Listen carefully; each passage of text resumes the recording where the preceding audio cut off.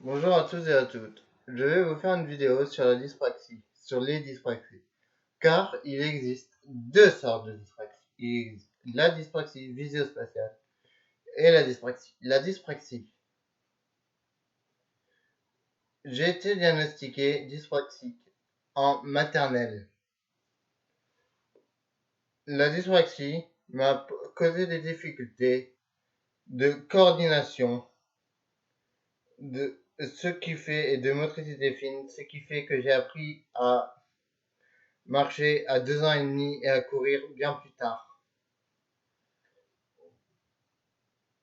J'ai appris à faire du vélo également vers l'âge de 10 ans. La dyspraxie et aussi des soucis d'écriture. J'ai également des soucis d'écriture. Comme tous les enfants dyspraxiques, nous avons des soucis d'écriture, c'est-à-dire que nous avons du mal à coordonner les gestes et les mouvements. Et que également, lorsque j'écris, je tiens toujours mon stylo comme ça, et même avec les meilleurs efforts du monde, j'aurais du mal à tenir mon stylo autrement.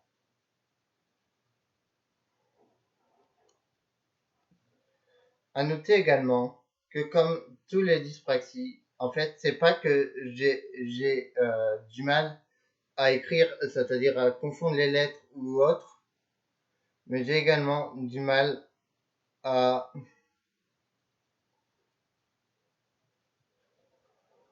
avoir une écriture lisible.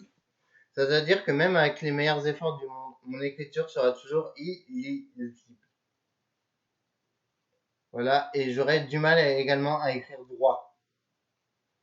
Voilà. J'ai également du mal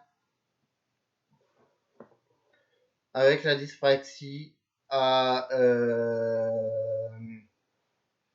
me concentrer. J'ai également des problèmes d'attention, c'est-à-dire que j'ai des difficultés à me concentrer sur une durée très limitée. Une durée, après ça dépend de l'activité, donc je peux pas vous donner trop de temps. Tout dépend de ce que je faisais, mais je me souviens encore de cet exercice de français que je faisais lorsque j'étais en cours. Je crois que j'étais en CAP, bon bref. Euh, Où en plein exercice de français, je me suis mis à penser à mes vacances précédentes. Il y a également des problèmes dus à la concentration de fatigabilité.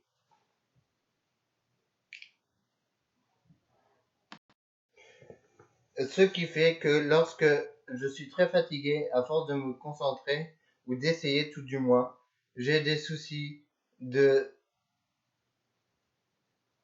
rigolade, c'est-à-dire que je me mets à rire, mais c'est nerveux, sans savoir pourquoi. Et même une fois, le problème, c'est que ça m'est arrivé lorsque quelqu'un autour de moi disait quelque chose qui était pas drôle.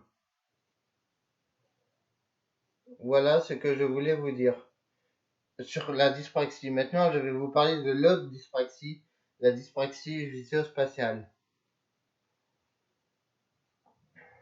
La dyspraxie visio-spatiale consiste à avoir des problèmes avec la gauche et la droite, c'est-à-dire qu'on a du mal à aller vers, c'est-à-dire que je confonds souvent la gauche et la droite.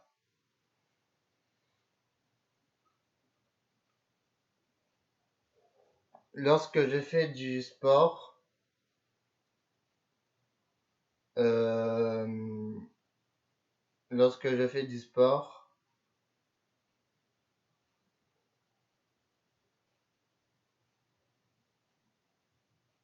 bah, par exemple à la boxe, euh,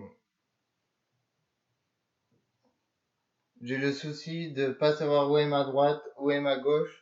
Du coup, lorsque la personne qui est en face de moi me dit d'envoyer une droite ou une gauche, ou le coach ou à l'entraînement, la personne qui est en face de moi me dit d'envoyer une droite ou une gauche, mais une seule à la fois, souvent je me trompe entre les deux, car j'inverse les deux, car je ne J'ai beau avoir 22 ans, je ne connais pas encore ma droite et ma gauche. Autre truc très important que je voulais vous citer, dû à la dyspraxie. J'ai du mal à tenir mes couverts. Comme tout enfant dyspraxique, dû à la motricité fine et à la coordination. Par exemple, lorsque je mange de la semoule, souvent plein de grains vont tomber par terre parce que j'aurais du mal à tenir mes couverts. Voilà ce que j'aurais pu vous dire sur la dyspraxie. Un dernier truc, le manque de confiance en soi, dû à la dyspraxie que j'ai, puisque j'ai du mal à me dire tout seul si ce que je fais est bien. J'ai sans arrêt besoin qu'on me dise que si que je fais ce que je fais est bien. J'ai besoin qu'on me le dise car j'ai du mal à